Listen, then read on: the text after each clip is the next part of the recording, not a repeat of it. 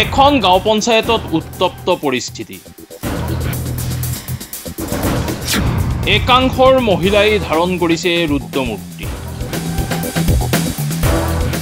কোন এই ছফিউৰ ৰহমান? ঘটনাৰ স্থান চাপৰৰ ধীৰেঞ্চৰ তাৰাংগাপুৰ গাঁও পঞ্চায়তত উত্তপ্ত পৰিস্থিতিৰ সৃষ্টি হৈছে। ধীৰেঞ্চৰ তাৰাংগাপুৰ গাঁও পঞ্চায়তত একাংশ দুখীয়া মহিলাই ধৰিছে ৰুদ্ৰমূৰ্তি।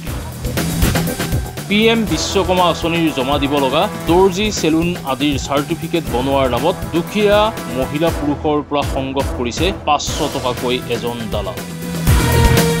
এই অভিযোগ আমাৰ নহয়, এই অভিযোগ সাধাৰণ জনতা।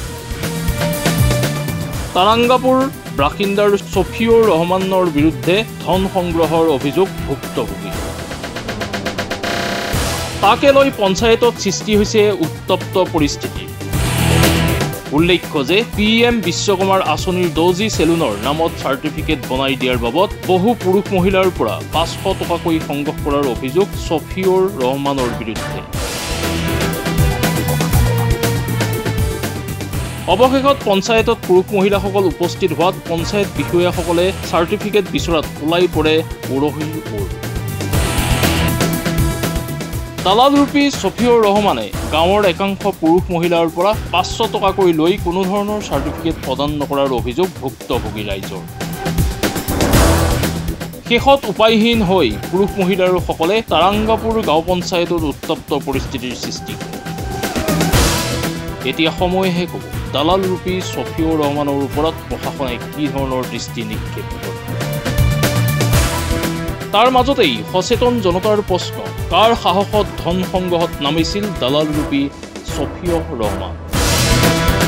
নাম দিলে ওখানে না যে ওই ই করছি আরে যার না যে অনলাইন করছি এখানে না যে কাগজ জমা নাই বলে ফটো টটো দিয়া পাশে দিয়া গেলাম এখানে আগে 500 করে সেখানে আমি 450 টাকা দিলাম মানবো না 500 লাগে আগে ওই যে ছফিউর দিছি নিজে হাতে দিছি ছফিউর হাতে দিছি হ্যাঁ কি হর নাম নিছে এটা যে বিশ্বকর্মার নামে না যে একটা ফর্ম বানা দেওয়া কি জানি কি বানা দেয় ওরা বানা দেওয়া হ্যাঁ সার্টিফিকেট জন্য 500 করে টাকা নিছে 450 টাকা দিছিলাম মানে নাই কে যে আমার কাছে না পাশে বেলে কেটে ধার করে নিয়ে পাশে 500 টাকা পুরা করে দিছি আমি। দুলাল শেখ তার মানে এই যে আমি নাপিতের কাম করি না, মানে চুলি কাটা কাম করি, মানে হলাম যে মিস্ত্রি করে ব্যাগ আবি যাবে চুলি কাটাইলে পয়সা দেয় সরকারের, তো ওই কারণে মানে ই করছি অনলাইন করছি। অনলাইন করার পিছতে নাম আইছে, নামটা আইছিলে আরে ছফিউর মানে আমাকে ফোন করলো যে তোমার নাম আইছে কাগজপাতি নিয়ে আসো। আমি ছফিউর অনেক গেলাম, গেলে আরে মানে এই তোমার সার্টিফিকেট আছে বলে, আমি তো সার্টিফিকেট বানাই নাই, সার্টিফিকেট যদি বানাও নাই তাহলে সার্টিফিকেট দেওয়া লাগবে। তাহলে এখন কোনে পাবো আমি এটা? তাহলে 500 টাকা দাও, সার্টিফিকেট আমি বানা দিব, সার্টিফিকেট বানা দিব 500 টাকা দাও। তারপরে আমি 500 টাকা দিছি, সার্টিফিকেট বানা দেবো।